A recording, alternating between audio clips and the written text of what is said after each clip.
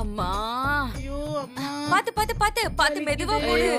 வலி ரொம்ப தாங்க முடியல அம்மா. ஐயோ அம்மா, வலி தாங்க முடியலையே. என்னாச்சு இவளுங்களுக்கு? பாத்து மெதுவா.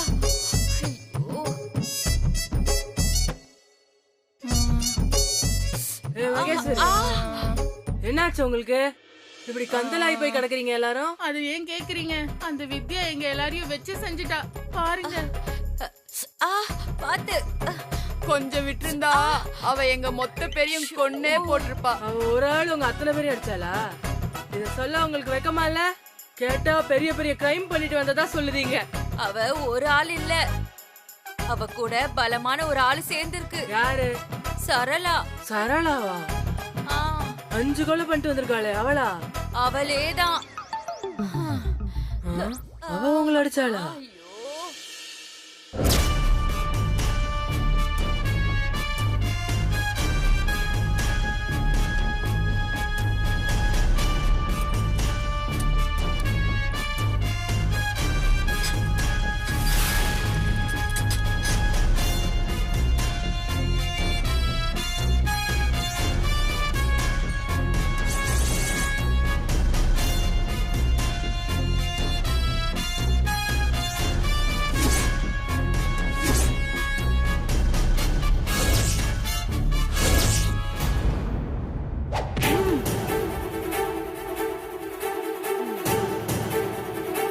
இங்க பாரு சரளா, நீ இதுல தலையிடாத. உனக்கும் இதுக்கும் எந்த சம்பந்தமும் இல்ல.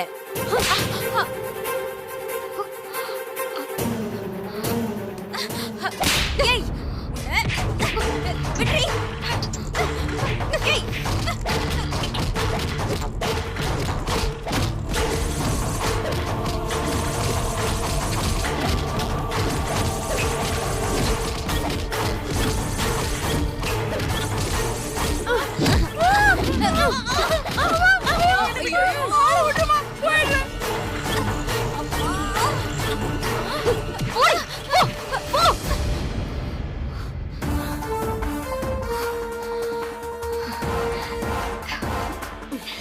அந்த அளவுக்கு ஆயிப்போச்சா? நீங்க சத்தம் போட்டிருக்க வேண்டியதானே? சத்தம் போட்டு இருந்தா நாம மொத்த பேரும் மாட்டிருப்போமே. ஜெயிலர் வந்து நீங்க எப்படி அந்த செல்லுக்குள்ள போனீங்கன்னு கேட்டா என்ன பதில் சொல்றது? அடி வாங்கினது கூட பெருசு இல்ல, வலிக்குதுன்னு கத்த கூட முடியாம வாயை மூடிட்டு அடி வாங்கணும். எங்க நிலைமை யாருக்கும் வரக்கூடாது. இனிமே அந்த வித்யா பக்கமே நாங்க போக மாட்டோம். இப்ப எங்க இருக்காங்க 2 பேரும்? அங்க பாருங்க.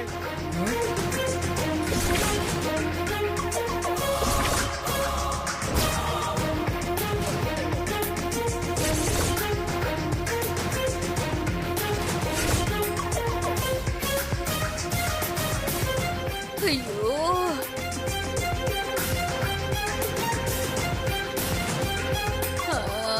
வலி தாங்க முடியலையே. எழுந்துடி, அவங்க 2 பேரும் வராங்க.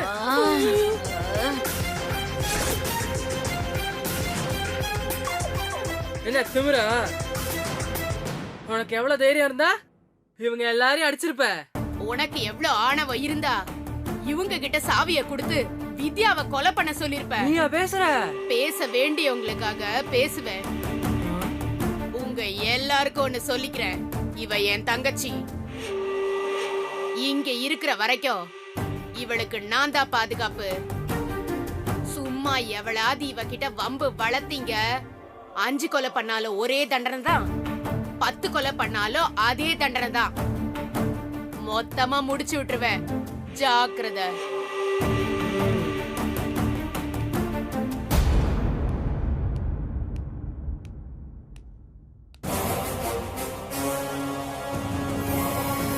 என்ன இப்படி எல்லாருக்கும் காயம் பட்டிருக்கு?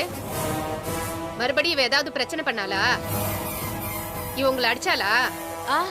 ஐயோ, அவ ஒண்ணும் பண்ணல மேடம். அப்புறம் நாங்க தான் பாத்ரூம்ல வழுக்கி விழுந்துட்டோம். அத்தனை பேருமா?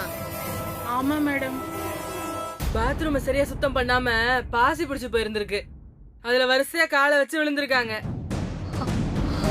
கண்ட இடத்துல கிழிச்சிருக்கு. அது கம்பி விழும்போது கிழிச்சிடுச்சு மேடம். சரி பாத்துக்கோ, ஒழுங்கா ட்ரீட்மெண்ட் எடுத்துக்கணும். ஆளை வச்சு பாத்ரூம நல்லா க்ளீன் பண்ணுங்க. வேற யாரும் இந்த மாதிரி கீழே விழக்கூடாது. சரிங்க மேடம்.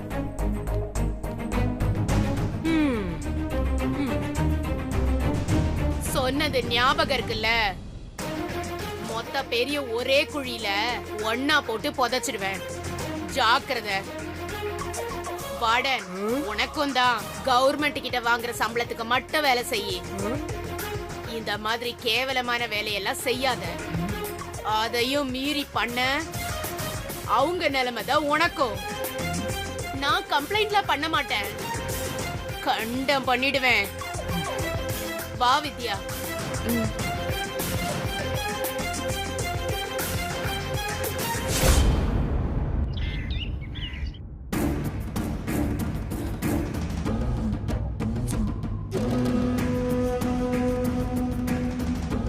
எங்க இன்னும் காணோம்?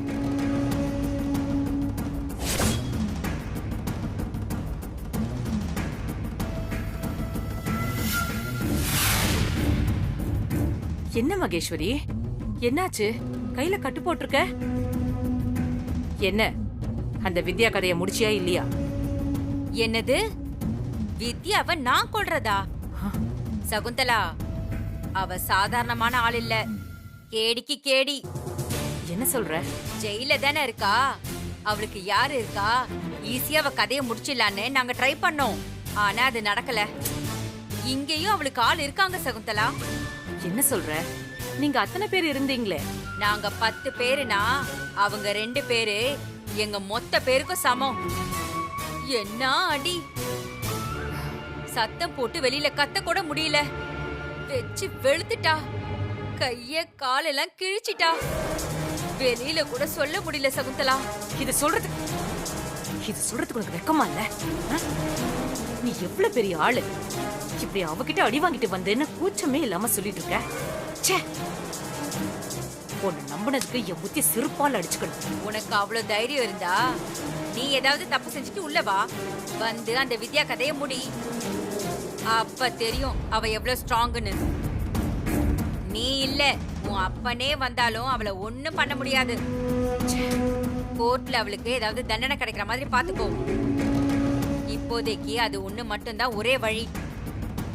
ஒருவேளை அவ ரிலீஸ் ஆகி வெளியே வந்துட்டான்னு வெச்சுக்கோ, வெளியில இருக்கிறவங்க யாரையும் சும்மா விட மாட்டா, பாத்துக்கோ. அது வரைக்கும் நாங்க பாத்துட்டு இருப்போமா? அவ கதையை முடிச்சிடுவோம்.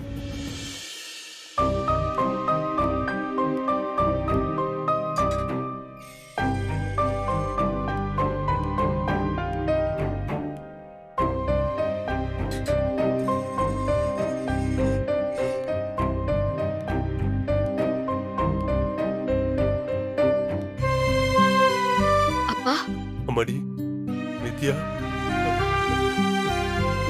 எப்படி இருக்க?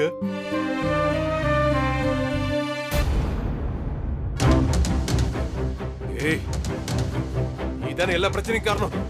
அப்பா பொறுமையா இருங்கப்பா.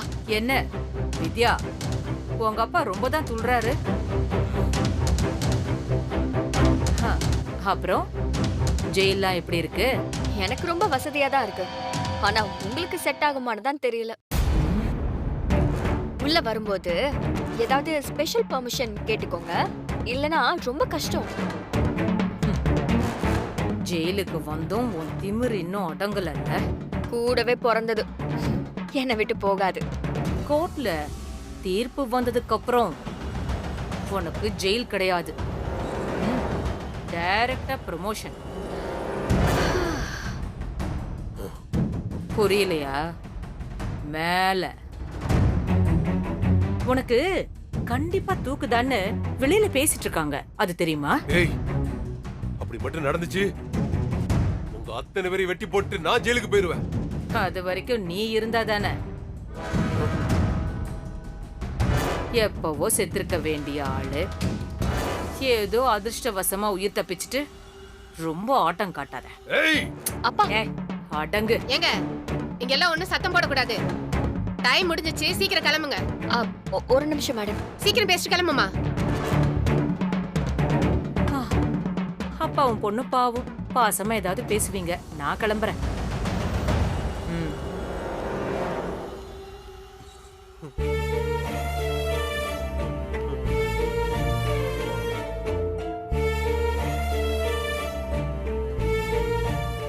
வித்யா, என்னம்மா நடக்குதுங்க? அத்தை நல்லா இருக்காங்களா? அதை ஏமா கேக்குற? அன்னைக்கு டாக்டர் வந்து வேதாவை பார்த்தாங்கம்மா.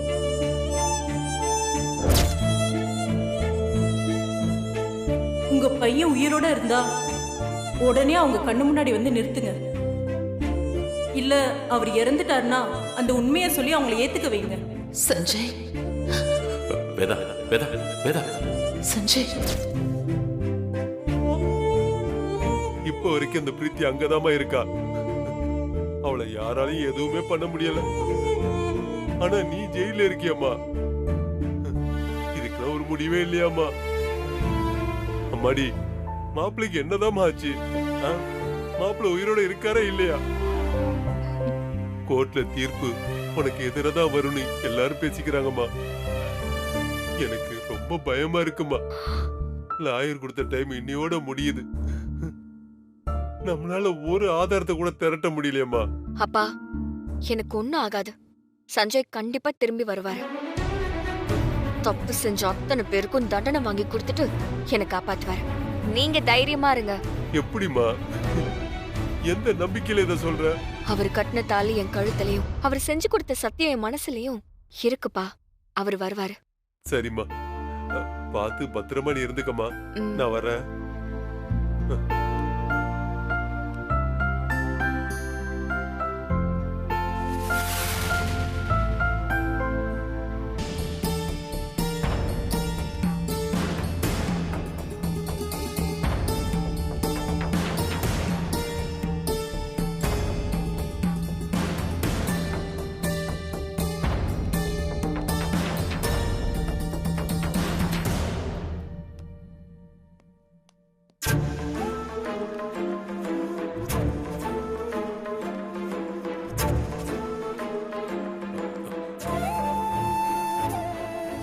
வேதா பாத்து உட்கார் உட்கார்.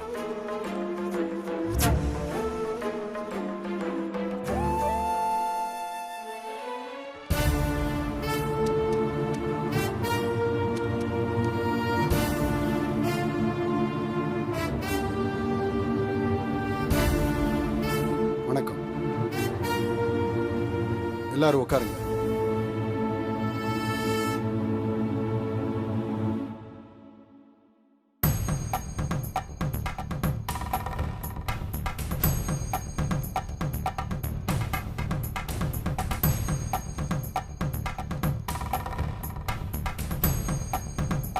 வித்யா வித்யா வித்யா,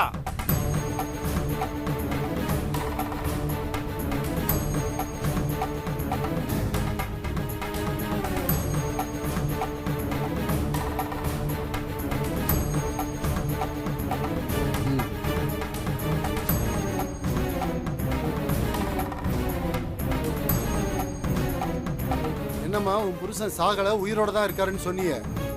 எங்க அவர் வந்திருக்காரா?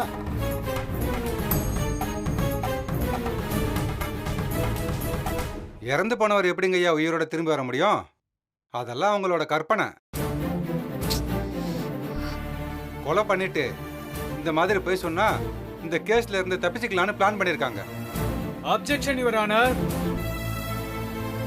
இதுல அப்ஜெக்ஷன் சொல்ல என்னய்யா இருக்கு?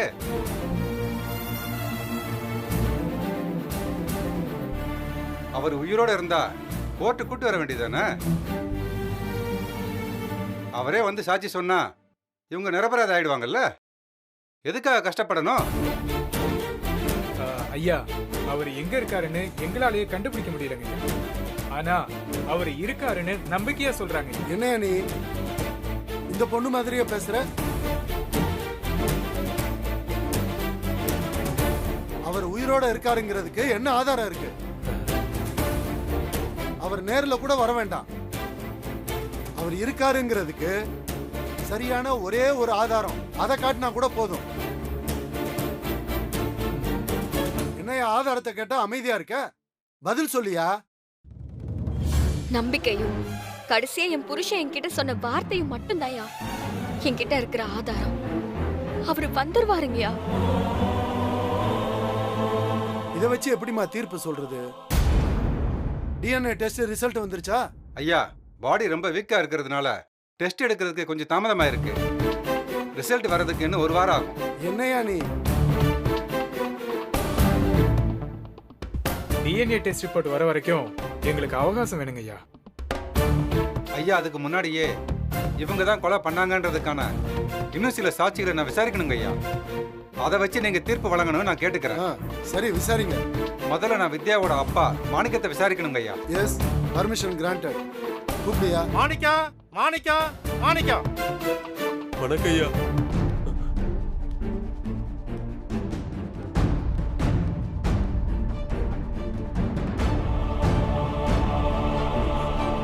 ஐயா, நான் சொல்வதெல்லாம் உண்மை. நான் சொல்வதெல்லாம் உண்மை. உண்மை தவிர வேறொன்றும் இல்லை. உண்மையை தவிர வேறொன்றும் இல்லை. மாணிக்கம், சந்திரமோகன் குடும்பத்துக்கும் உங்க குடும்பத்துக்கும் ரொம்ப வருஷமா பகை இருந்தது உண்மையா? ஐயா, இது இந்த கேஸுக்கு சம்பந்தமே இல்லாத கேள்வி.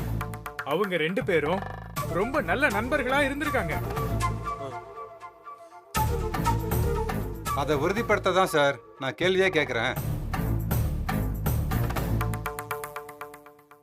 சொல்லுங்க, உங்க 2 பேருக்கும் பகை இருந்தது உண்மையா? இப்ப நாங்க எல்லாரும் ஒன்னாதான் இருக்கோம். அப்போ இதுக்கு முன்னாடி பகை இருந்திருக்கு, அப்படித்தானே?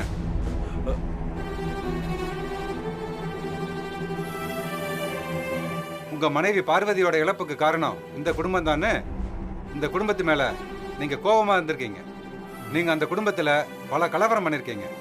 அதுக்காக வேதா மேடம் உங்க மேல போலீஸ் கம்ப்ளைண்ட் கொடுத்திருக்காங்க. உங்க நண்பர் சந்திரமோகனை கொல்ல முயற்சி பண்ண குற்றத்துக்காக நீங்க ஜெயில இருந்திருக்கீங்க. அதுக்கான ஆதாரம் எல்லாம் உங்க முன்னாடியே இருக்குங்க ஐயா. ஐயா, அதெல்லாம் வேற வேற சூழல்ல நடந்தது ஐயா. அப்போ நான் சந்திரமோகனை கொலை செய்ய முயற்சி பண்ணலையா, ஏதோ கோவத்துல தள்ளி விட்ட. அதுதான். அப்படின்னா அவர் மேல கோவத்துல இருந்திருக்கீங்க, ஒத்துக்கிறீங்கல்ல? உண்மைதானே?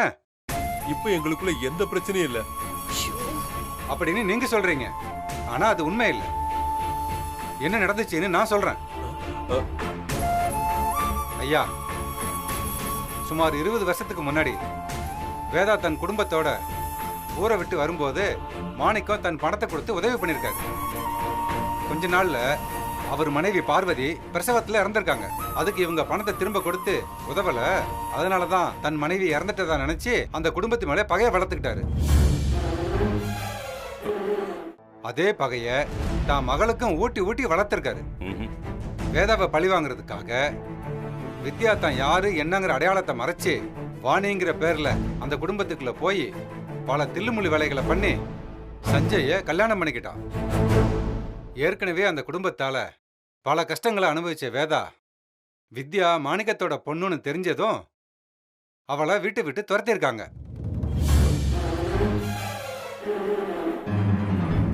அப்ப நடந்த பிரச்சனையில சஞ்சய் இவரை அடிச்சிருக்காரு. ஆவேசமா பேசியிருக்காரு. ஏற்கனவே இருந்த பகை இன்னும் பெருசாயிடுச்சு. திரும்ப அந்த வீட்டுக்குள்ள வரவே முடியாத சூழ்நிலை.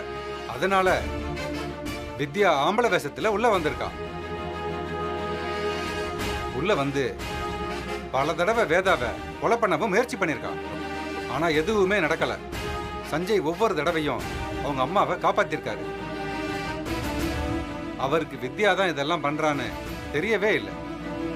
கடைசியா வேதாவை கொலை பண்றதுக்கு தடையா இருக்கிற சஞ்சய கொலை பண்ண வித்யா பிளான் பண்ணிருக்கா. அதுக்கு அவ எடுத்துக்கிட்டது இந்த கடத்தல் நாடகம். வித்யா தன்னை கடத்திட்டதா போய் சொல்லி சஞ்சய ஒரு இடத்துக்கு வர வச்சிருக்கா. கடைசி வர தன் மனைவி தன்னை ஏமாத்துறான்னு தெரியாத அவரு அங்க வந்திருக்காரு. வந்த இடத்துல அவர் ஆளுங்களை வச்சு அடிச்சு கட்டி போட்டு கத்தியால குத்தி கொலை பண்ணிருக்கா. இதுதான் நடந்த உண்மை. இல்ல இல்ல இல்ல, இவர் பொய் சொல்றாரு. ஆமா ஐயா. ஐயா, இவர் பொய் சொல்றாரு ஐயா. சகுந்தலாவும் பிரீத்தியும் ஆளுங்களை வச்சு எங்க 2 பேரையும் கடத்தினதாயா உண்மை. நாங்க அவங்க கிட்ட இருந்து தப்பிச்சுதாயா வந்தோம். ஆதாரம்? எங்க ஊர்க்கார கணேசன் ஒருத்தன் அவன் தான் எங்களை கடத்தினா. சரிங்க சார், எங்க அவரு? அவன் தப்பிச்சு போயிட்டாயா? தான் பொண்ண எப்படியாவது காப்பாத்தணும்னு இவர் பொய் மேல பொய்யா சொல்லிக்கிட்டு இருக்காரு. அப்படி ஒரு சம்பவமே நடக்கல. ஐயா, நான் சொல்றது உண்மையா? என்னையும் என் பொண்ணையும் கடத்திட்டு போய் ஆளை வச்சு கொல்ல பார்த்தாங்கய்யா. அவங்க கிட்ட இருந்து தப்பிச்சு வந்துதான் என் மாப்பிள்ளைய காப்பாத்த என் பொண்ணு வித்யா அங்க போனாயா. காப்பாத்த போன உங்க பொண்ணு ஏன் அவரை கத்தியால குத்துனா? அது வந்து கேட்கிற கேள்விக்கு மட்டும் பதில் சொல்லுங்க. பொய் மேல பொய் சொல்லி தப்பிக்க முடியாது. உங்க 2 குடும்பத்துக்கு நடுவுல பகை இருந்தது உண்மையா பொய்யா? உண்மைதாங்க ஐயா. உங்க பொண்ணு தான் அடையாளத்தை மறைச்சு கல்யாணம் பண்ணிக்கிட்டது உண்மையா பொய்யா? உண்மைதாங்க ஐயா. உங்க பொண்ணு சண்முகமா வேஷம் போட்டுக்கிட்டு உள்ள வந்தது பொய்யா இல்லையா? உண்மைதாங்க ஐயா. ஐயா, இந்த பாயிண்ட்ஸ் எல்லாம் நோட் பண்ணிக்கங்க. அப்புறம் ஐயா, இவர் உண்மைக்கு நடுவுல நிறைய பொய் சேர்த்து சொல்லிக்கிட்டு இருக்காரு. ஐயா, நான் சொன்னது அத்தனையும் உண்மைன்னு இவங்களே ஒத்துக்கிட்டாங்க. ஆனா ஏத்துக்க மாட்டாங்க. எந்த குற்றவாளிங்க ஐயா உண்மையை ஒத்துக்குவான்?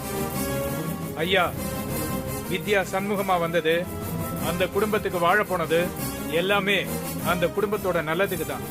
இவங்களால எந்த கெடுதலும் இதுவரைக்கும் அந்த வீட்டுல நடந்ததே இல்ல. ஆதாரம் நான் சொல்றேன்.